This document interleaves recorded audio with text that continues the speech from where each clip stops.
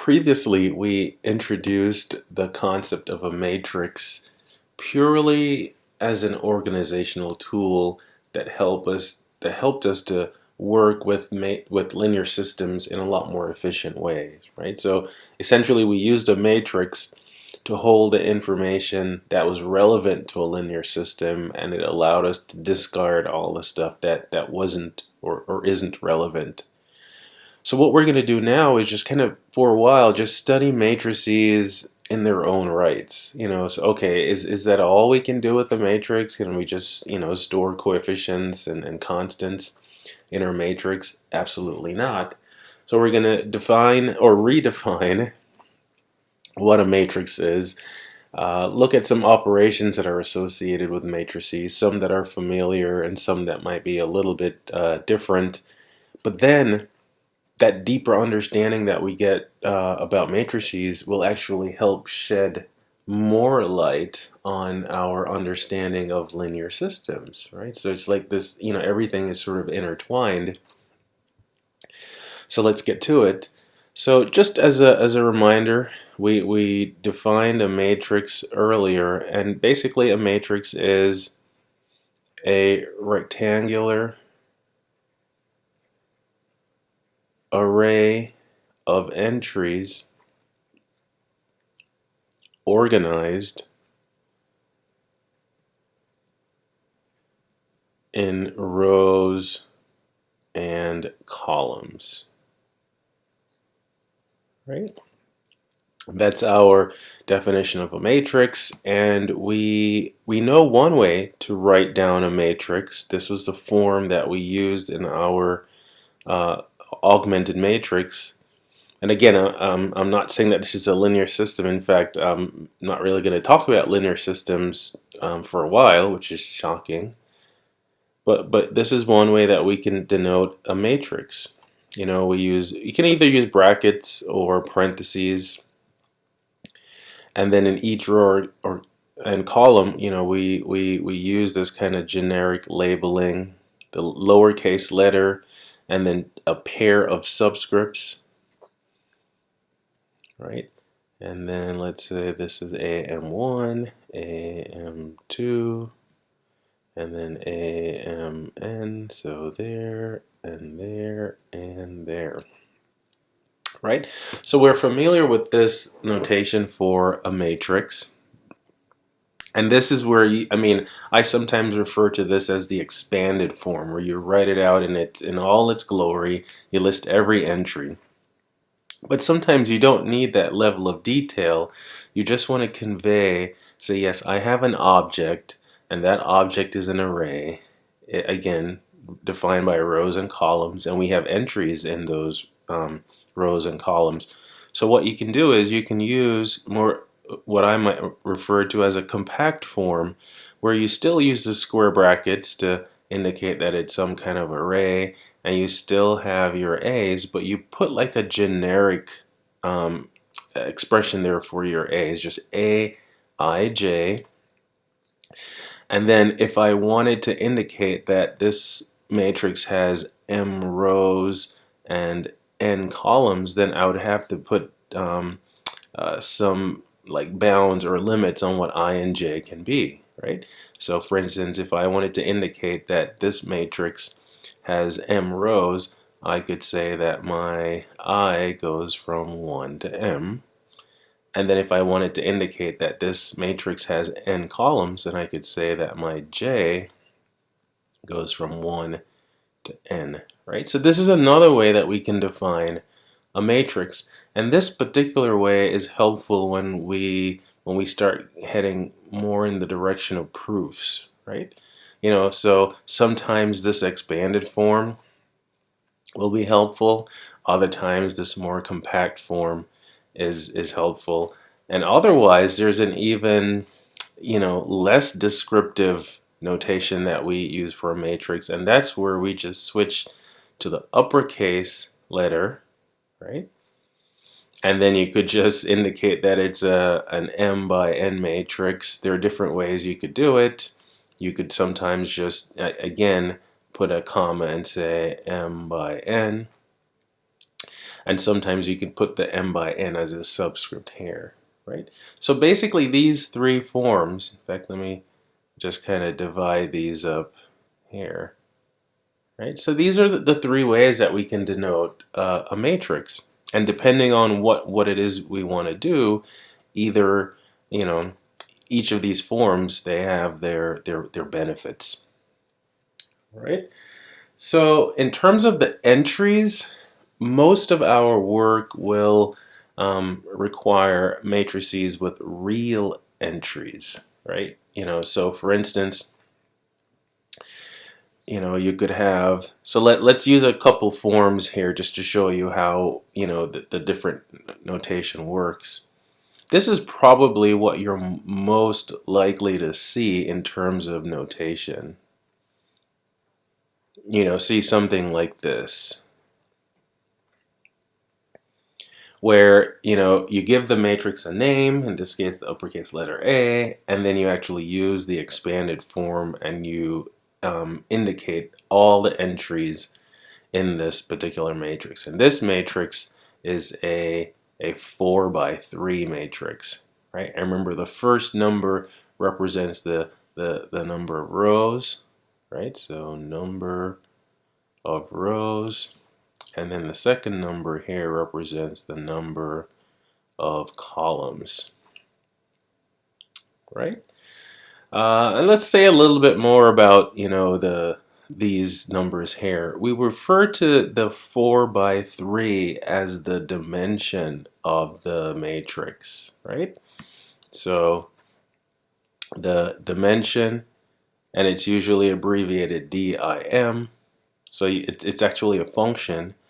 It's a function that it takes a matrix and it looks at how many rows it has, and then it puts that number first. Then it puts a times there. So the times there is indicating that this is a two-dimensional thing, right? You can think of it as having length and width, right? But there are no units associated with matrix in general associated with matrices.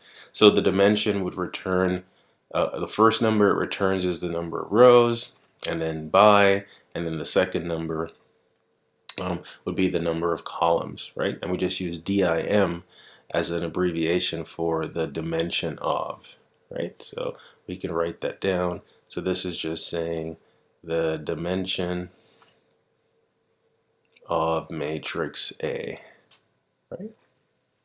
Well, if the number of rows is equal to the number of columns, then we say that the matrix is square. So that means if our m and n are equal, so if m is equal to n,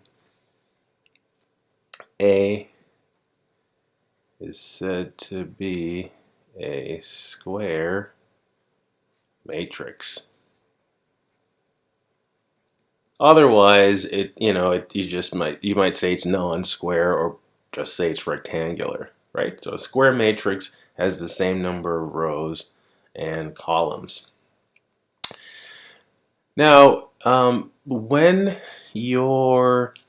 the entries in your matrix don't hold any particular pattern, and if you want to express that matrix explicitly so you see exactly what it is, then you pretty much don't have a choice but to use this expanded form, right? Because just saying the name of the matrix, it doesn't tell you the entries, right?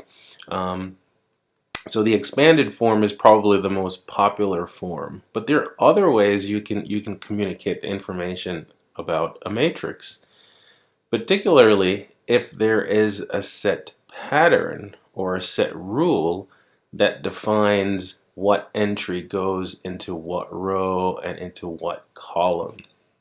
In other words, here's another way I could describe it, and here I'll use that IJ form. So for instance, let's say I might say I have a matrix,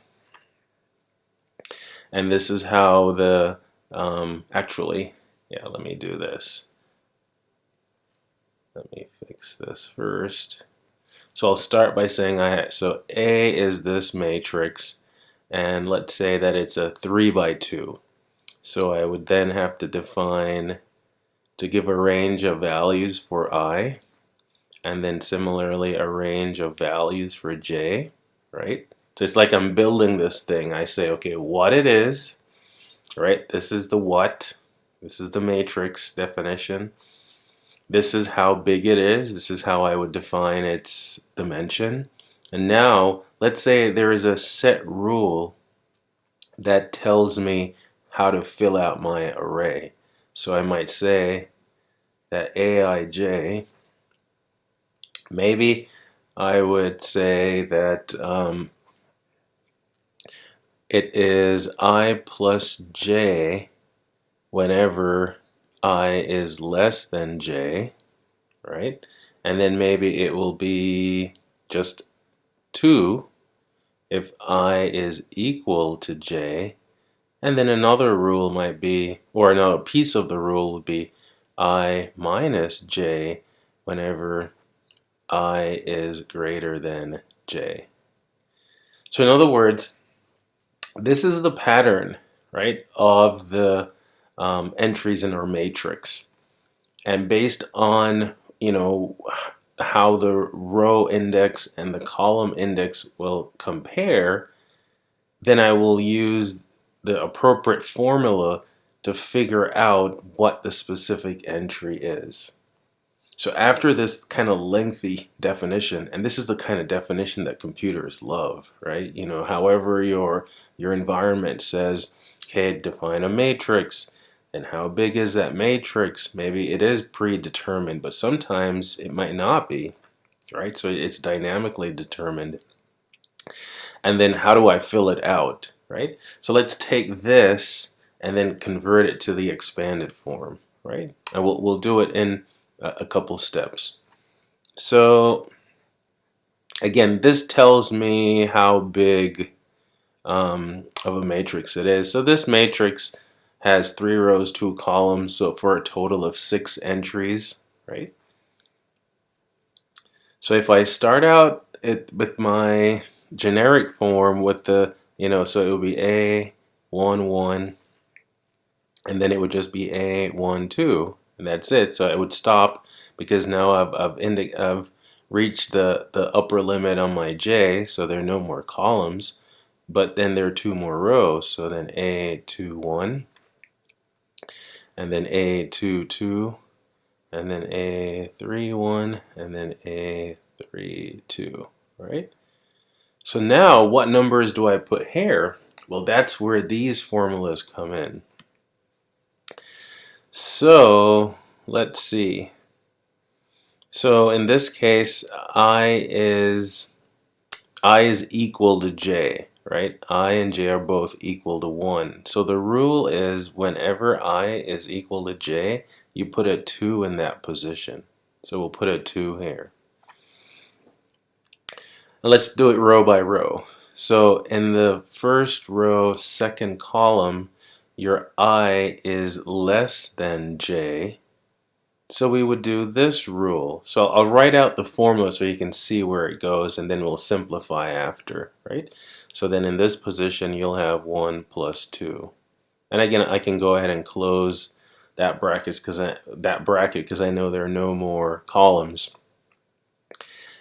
In this position, my I is greater than j. So I would use this formula, and it says take whatever the I value is and subtract whatever the j value is. So in the second row, first column, it's 2 minus 1. Then to finish out the second row, 2, 2. Again, your I is equal to j, so then that entry will be a 2. And then now let's finish it out with the third row. So I is 3, j is 1, so I is bigger than j. So again, we use the bottom formula here. So we have 3 minus 1. And then finally, I is still bigger than j, so we're still going to use that bottom formula. So then it's 3 minus 2, right? Now, the formula doesn't have to be piecewise. In fact, it could be any function, right? It could be any function. It could be a quadratic or something like that. Um, but it's just a matter of if your entries follow a particular pattern, then maybe this type of definition is most appropriate, right? But in terms of the actual matrix, these are entries now. 2, 3, 1, 2, 2, 1, right? Now, if I just gave you this with none of this stuff up here, it would be harder to go the other way. So like if I just said I have a 3 by 2 matrix and here are the entries, it would be pretty difficult not difficult, but for me to come up with a rule that would work for every pair of I and J. But once I have the rule, it's easy to generate the matrix, right? So going in one direction as far as starting with one form of the definition of a matrix and then trying to convert to another one, it all depends on which one you've started with, right? So those are just some different ways that matrices can be defined. So now what we want to get to is a point where, some of the basic things we can do with real numbers or, functions or things that we've done with other algebraic objects. Right? When I say an objects, I'm referring to like a whole set of things, like things we can do with numbers, things we can do with functions, and so forth. That's what we want to get to with matrices. So one of the first important concepts in algebra is the concept of equality, like when two things are equal. So what we would like to define now is what it means for two matrices to be equal, right? So this form I will use here, right? So this is what I will use. This is the form that I'll use to define the equality of two matrices. So let A be this matrix, and then I will say that here let's say like this. I goes from 1 to, let's say, should I do? Let's do M1, and then J goes from 1 to N1, right? So again, an M by N, well, in this case, M1 by N1 matrix. And let's do the same thing for a matrix B, right?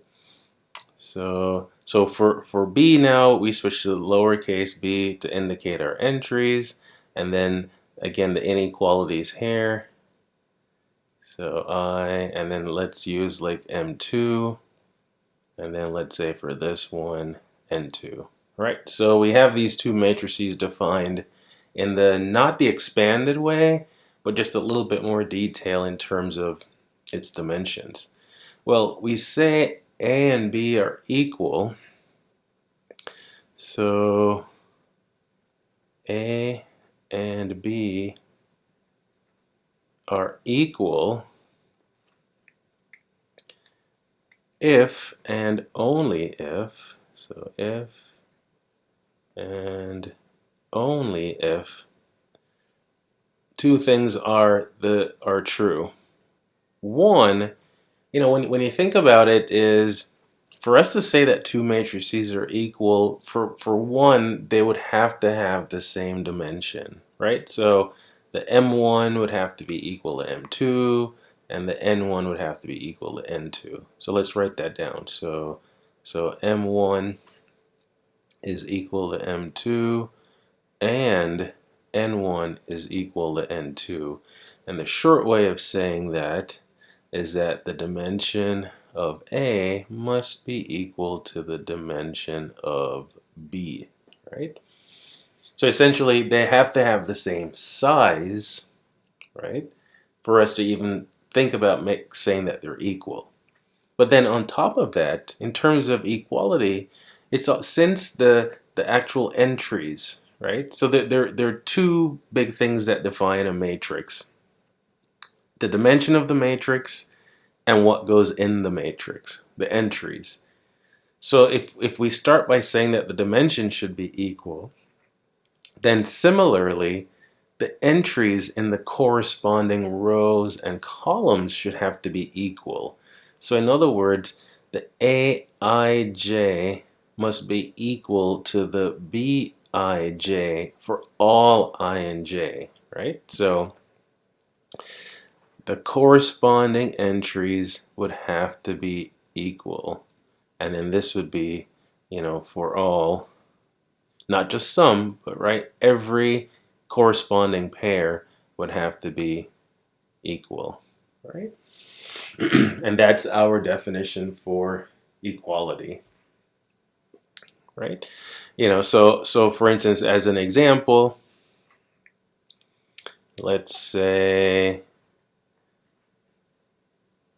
I'm going to write down 3 matrices. So let's say matrix A is 1, 2, 3, and then -1, 4, 7. And then let's say B is 1, 2, -1, 4. And then let's say C is 1, 2, 3, -1, X, and then 7, right? So, your matrix can have all numbers in it. It can have even a variable. It can have other functions in there. And later on, we'll see what, those types of matrices can represent. So, in terms of which of these could possibly be equal, well, we can see that A and B, they have some of the entries in common. So their A11 matches up, their A12 matches up. But then you can see that matrix A has a whole column that B doesn't have, right? So A cannot be equal to B, and that's because the dimension of A is not equal to the dimension of B, right? And again, so they might have some entries that would you would say are corresponding entries, like they're in the same row and column, but A has an entire column that B doesn't have. Now, if we look at A and C, now we can see their dimensions are the same, and it's just that I put a variable entry there. So if X happens to be equal to 4, then A and C will be considered equal matrices. Whereas if X is not equal to 4, then they won't be equal. So we can state that. So if X is equal to 4, then we can conclude that A is equal to B. And actually the converse is true. If we're told that A is equal to B, so if A is equal to B, then that would imply that X would have to be equal to 4. Right? So now we have a way, just like how we can compare two, let's say, real numbers or functions to say whether they're equal or not. Now we have a working definition for whether two matrices are equal, right? Now there are some very basic operations that we can do with a matrix, and what we're going to do is we're just going to list the first 2 of those, right? And so again, similar to how there are certain basic things we can do with numbers and functions, again, we want to develop the ability to do similarly simple things with matrices. So let's just look at a couple matrix operations. And the first one is called scalar multiplication. right? And the word scalar here is referring to a constant, right? So it could be called constant multiplication, right? So how is it defined? So this is how it's defined. And for us, most of our scalars are going to be real numbers, right? So let k be a real constant and A be the matrix. Again, I'm just going to use this kind of generic form. Right? I'm not even going to say anything about I and J, just that we have a matrix and here are the entries in that matrix. Then, so the scalar product,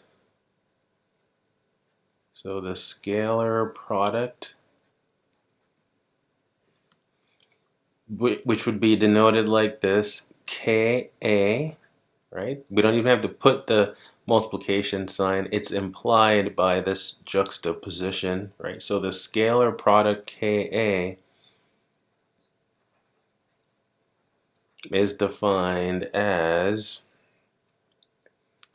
it's another matrix, right? And the way we're going to form that matrix is by taking each entry in A and multiplying it by that scalar. So it's almost like you apply the distributive property and take the constant here and multiply each of the entries in the matrix, right? Couldn't be any easier, all right? The other one that we're going to define is addition, and well, we're not going to define subtraction differently, but let's look at matrix addition.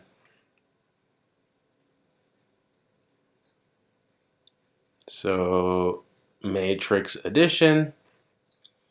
So what this implies is that, okay, how could we add two matrices, right? So let's do this. So let A be, again, my generic Aij, and B be another generic Bij, right? Now, whereas we can always take a constant and multiply a matrix, in order to add two matrices, we have to really think about it and make sure that the matrices are actually of the same dimension. So matrix addition is only going to work if the matrices have the same dimension. They have the same number of rows and columns. So we have to put that in our definition. So if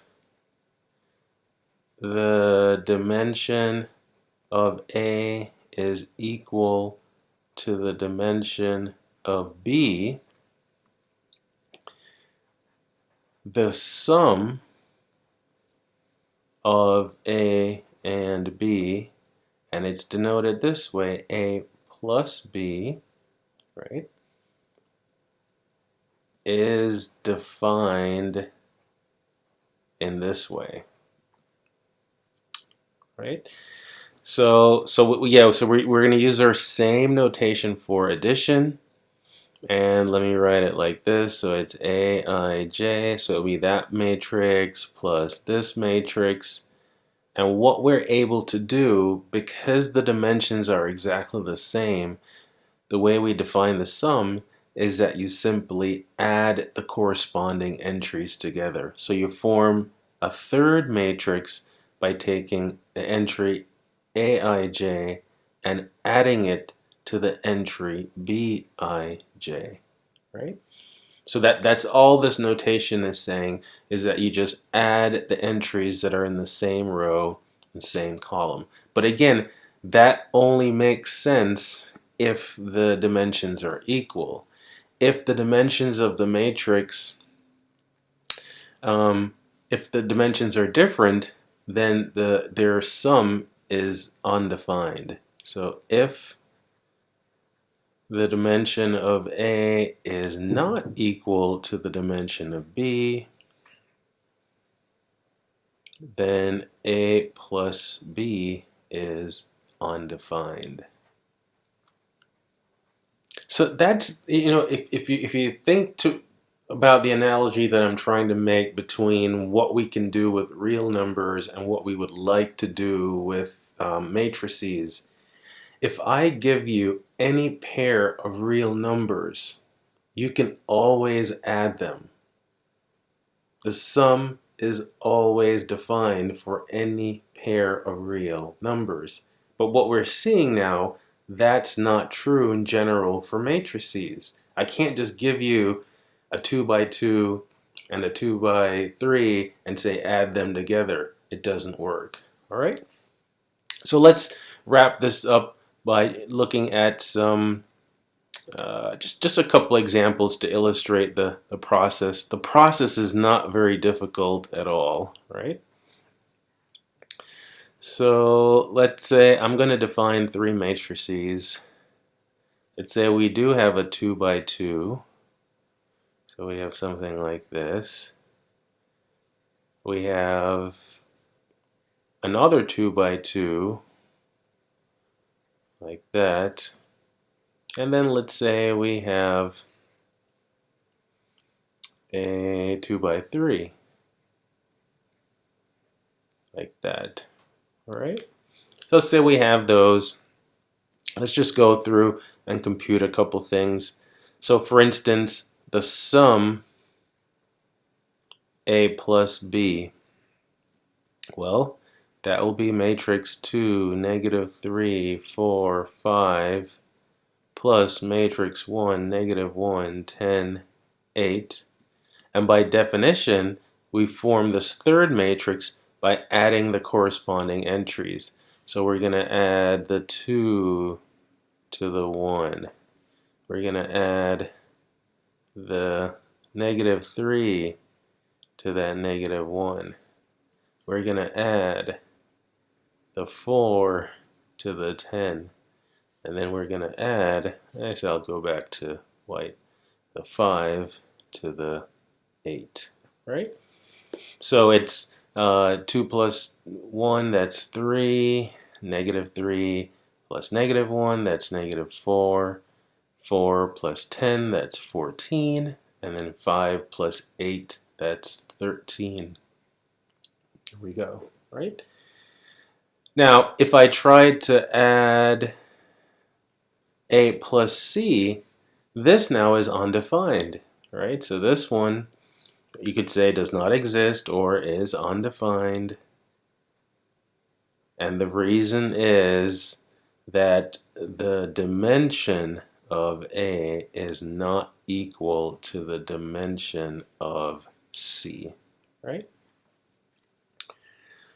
If I wanted to, though, what I could do with C is I could do scalar multiplication. So I could do something like negative 4 times C. That's fine. This is always going to be defined, right? So that's negative 4 times my matrix 2, 1, 0, 4, 1, negative 1. And again, all you do is like the distributive property, and you take your negative 4 and multiply all of the entries in the matrix. So this is negative 8, negative 4, 0, negative 16, negative 4, and then a positive 4, right? Now, this is our last example. Now, we never formally defined subtraction, right? But let's say I wanted to do A minus B, for instance.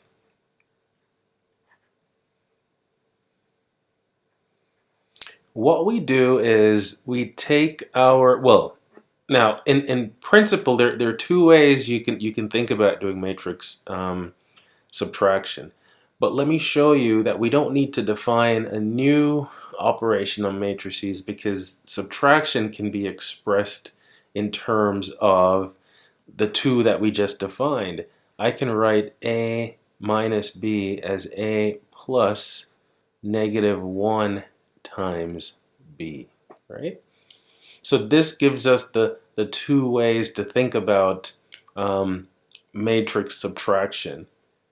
The easier way to do it is just to say, do it like you would addition, but instead of adding the entries, you're going to subtract the entries.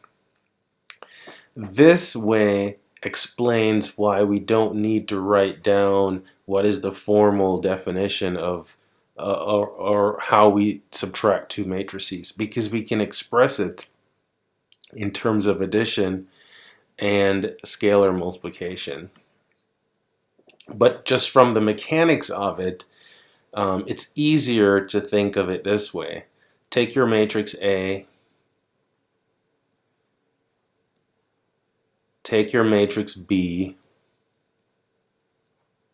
and then subtract the corresponding entries instead of adding, right? So I think this way you're less likely to make silly arithmetic errors than trying to, distribute the negative and then add. Just simply go ahead and subtract the corresponding entries. So 2 minus 1, that's 1. Negative 3 minus negative 1, that's negative 2. 1 minus 10, 4 minus 10, that's negative 6. And then finally 5 minus 8, that's negative 3, right? So that's the difference between the two matrices, right? So there we have an introduction to the concept of a matrix, and then just a few very simple matrix operations that we can do. And as we go through the next few videos, we're going to add to our library of operations and properties that are associated with these matrices. So I know you're looking forward to that, so why wait? See you soon.